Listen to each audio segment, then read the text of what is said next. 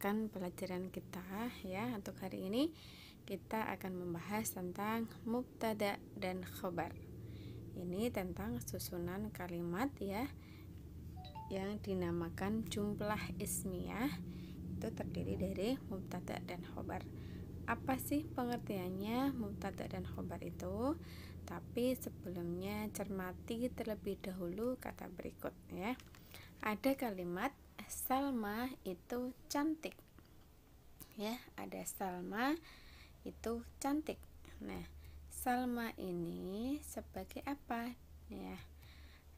Adalah kata yang dijelaskan. Pokok katanya di sini Salma ini adalah kata yang perlu dijelaskan. Karena kalau Salma sendiri itu belum jelas Salma itu siapa ya.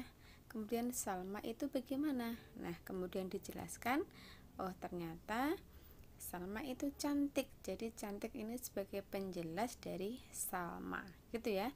Ada kata yang dijelaskan dan juga ada kata penjelas.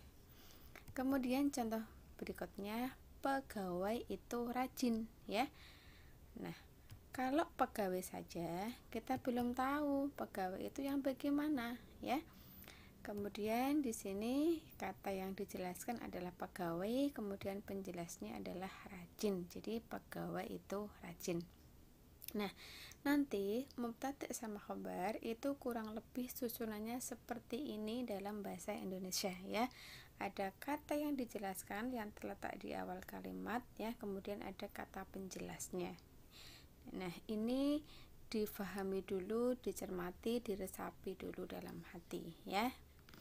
Oke, kemudian sekarang kita menuju ke kaidah jumlah ismiyah ya. Ini adalah tata caranya. Nah, jumlah ismiyah ini terdiri dari mubtada dan khobar. Nah, ya, cirinya adalah mubtada khobar harus rafa. Rafa di sini adalah ya, bisa berupa dhammah, misalkan al ustadu. Jadi di akhir katanya harokatnya dhammah seperti itu, al ustadu. Dan nanti ada tanda yang lainnya, tapi sementara ustadzah jelaskan di sini dhammah dulu ya.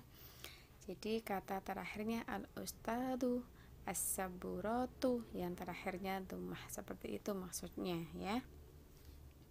Kemudian mubtada dan khobar harus sama dari sisi jenis, jadi mudzakkar atau muannas. Jadi kalau mubtada mudzakkar, khobar juga harus mudzakkar, jadi laki-laki dan laki-laki. Mubtada muannas ya, perempuan, khobar juga harus muannas, perempuan. Jadi harus sinkron ya, harus sejenis. Kemudian jumlahnya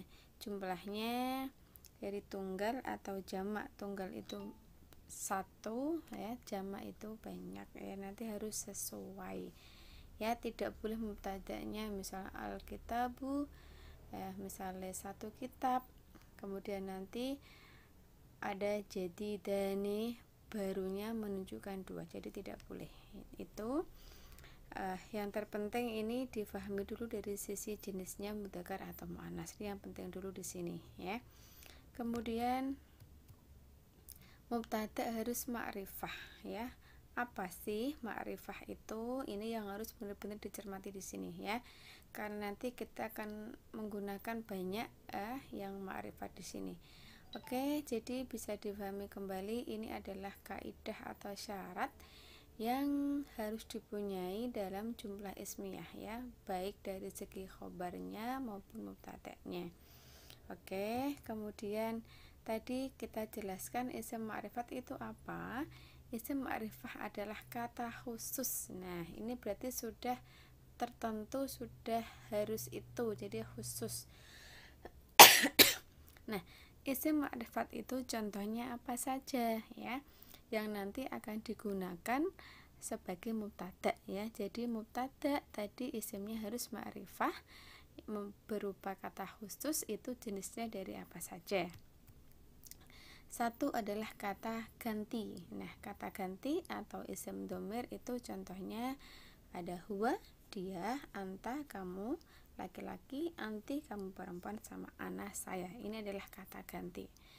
Contoh isim ma'rifah yang selanjutnya adalah kata tunjuk. Nah, kata tunjuk ini ada hada, ada dalika. Ada lagi apa? Hadihi sama tilka, ya. Ini kata tunjuk. Kemudian nama orang atau tempat, ya. Ini yang ketiga, contoh dari isim ma'rifat adalah nama orang atau tempat. Contoh Fatimah sama Semarang. Fatimah nama orang, boleh Salma, boleh Bakri, boleh Iwan, ya. Kemudian Semarang ini nama tempat atau nama kota juga boleh, ya. Jadi ini berupa kata khusus, ini tidak bisa diganti harokat, ini harus tetap seperti ini, ya. Dari kata ganti, kata tunjuknya, ya. Ini yang bagian kata ganti, kata tunjuk ini tetap tidak boleh dirubah, ya, sudah khusus. Kemudian kalau Fatimah nama orang, ini juga Fatimah tidak boleh diberi al-Fatimah, itu tidak boleh. Kemudian ada kata-kata Salma, kemudian diberi al-Salma, tidak boleh, harus tetap seperti ini, tidak boleh ada alnya, ya. Kemudian yang berikutnya adalah kata yang diberi al, ya. Aslinya kata yang akan dicontohkan berikut ini, ya, seperti ini. Nah, awalnya kata itu umum, ini kita pun kan umum, jadi buku ini sifatnya umum, belum buku ini, belum buku itu, ya, jadi ini masih umum. Kemudian kita mau khususkan, mau ma'rifatkan, kita beri apa? Al. Jadi al-kitabu ini sudah ma'rifat, nah artinya adalah buku itu, ya. Jadi ini aslinya umum, ini menjadi khusus karena diberi al di depan sini. Nah, kalau sudah diberi al di sini tanwin, ya, terakhirnya ini tidak boleh tanwin terakhirnya, hanya dhammah saja. Itu beda. Setelah diberi al hanya harokatnya yang aslinya tanwinnya dihilangkan, ya. Ini dhammah tanwin menjadi dhammah karena apa? Ada al, ya. Ini nanti sudah bersifat khusus atau ma'rifah. Contoh berikutnya adalah tilmidun. Nah, pada awalnya tilmidun di sini adalah umum karena artinya murid, ya. Belum menunjukkan murid itu, murid ini atau muridnya, ya. Tetapi setelah diberi al di sini, nah ini diberi al menjadi at-tilmidu, ya. Jadi ini dhammah tanwin menjadi dhammah. Nah, ini sudah khusus jadi murid itu, gitu, ya. Jadi ini isim ma'rifat yang ada jenisnya ini, yang 4 ini nanti akan kita gunakan sebagai mubtada, ya. Diingat-ingat, ini akan kita gunakan sebagai mubtada, ya. Boleh dari kata ganti, boleh dari kata tunjuk, boleh mubtadanya berupa orang sama orang, boleh kata yang diberi al seperti ini, ya. Oke. Kemudian kalau definisi lengkapnya seperti ini, mubtada adalah isim yang terletak di awal kalimat sebagai subjek. Nah, ini ada di awal kalimat. Sudah kita singgung tadi di awal sedikit, ya. Kemudian khobar adalah isim yang terletak setelah mubtada atau penjelas. Nah, seperti yang di awal tadi ada Salma itu cantik. Nah, berarti sudah bisa dikatakan Salmanya sebagai mubtada, kemudian cantik sebagai khobar. Untuk lebih jelasnya, contohnya seperti ini, ya. Ini sudah beri 3 contoh. Yang pertama ada huwa tilmidun. Jadi huwa dia sebagai apa? Mubtada, tilmidunnya khobar. Huwa dari apa tadi? Dari kata ganti, ya. Ini mubtada, ini khobar. Mubtada tadi di mana? Di depan, ya, yang terletak di awal. Nah, isim itu kata, ya. Di sini di depan huwa, kemudian yang mengikutinya sebagai penjelas adalah murid. Kalau kita ngomong dia, dia saja kan belum jelas dia siapa, ya. Jadi kita beri penjelas tilmidun di sini. Jadi dia seorang murid. Huwa mubtada, tilmidun sebagai khobar. Contoh yang berikutnya adalah Fatimah jamilatun, ya. Fatimah. Kalau Fatimah saja belum jelas katanya yang ya. Kemudian Fatimah itu bagaimana? Oh, dia jamilatun, cantik. Ya, jadi jamilatun sebagai penjelas, dia sebagai khobar. Contoh yang terakhir adalah Alkitabu jadidun. Sudah jelas ya, ini adalah contoh kata yang diberi al di sini. Tetapi yang di sini tidak boleh diberi al ya. Biarkan seperti ini. Ya, yang terakhir biarkan seperti ini. Jadi jadidun baru. Jadi kitab atau buku itu baru gitu ya. Yang diberi garis ini kuning ini adalah mubtada, yang biru ini sebagai khobar gitu ya. Jadi sudah jelas insyaallah adalah kata yang dijelaskan yang di awal di sini huwa Fatimah kitab, kemudian penjelasnya adalah tilmidun jamilatun jadidun. Nah, ya ini untuk contohnya. Kemudian ini contoh yang salah, yang tidak mengikuti kaidah. Yang kedua, yang pertama adalah huwa tilmidatun. Kenapa dia salah? Karena huwa laki-laki, tilmidun perempuan. Nah, ini tidak boleh karena harus cocok. Kalau laki-laki, laki-laki semua, kalau perempuan, perempuan semua. Yang kedua, Fatimatu jamilun. Kenapa ini dianggap salah? Karena Fatimatu perempuan, jamilun untuk laki-laki tidak boleh ya. Kemudian yang ketiga, Alkitabu jadidatun. Kenapa dinamakan salah?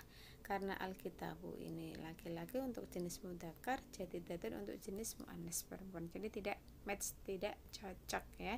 Ini adalah contoh yang salah. Oke, begitu ya. Yang terakhir ini adalah contoh penerapan yang lengkap ya. Ini beberapa bentuk mubtada khobar dan artinya. Ini Ustazah bacakan. Hiya tabibatun, dia seorang dokter. Ini mubtadanya dari apa? Dari kata ganti.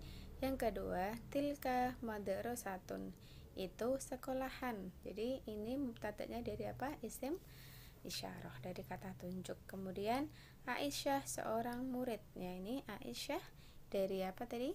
Nama orang ya, boleh ini tilmidatun perempuan ya. Kemudian al-faslu nadifun, kelas itu bersih. Ini dari tadi kata yang diberi al ya, nomor 4, 5, 6. Ini dari kata yang diberi al ya. Kemudian di sini ada kalimat, ada kata penjelasnya. Kemudian al-maktabatu murattabatun, perpustakaan itu rapi. Nah, penjelasnya mana? Murattabatun ini sebagai penjelas atau khobar ya. Kemudian al-ustadzu mahirun, al-ustad, ustad itu cerdas, mahirun cerdas ya. Oke, jadi ini adalah contoh-contoh beberapa bentuk mubtada sama khobar. Tapi yang perlu diingat tadi, mubtada ini bentuknya bisa macam-macam seperti ini ya. Nanti bisa dicermati, namun nanti untuk kedepannya yang akan sering digunakan adalah yang nomor 4, 5, 6 ini adalah kata yang diberi al ya. Oke, seperti itu anak-anak, semoga bermanfaat. Barakallahu fikum jami'an. Assalamualaikum warahmatullahi wabarakatuh.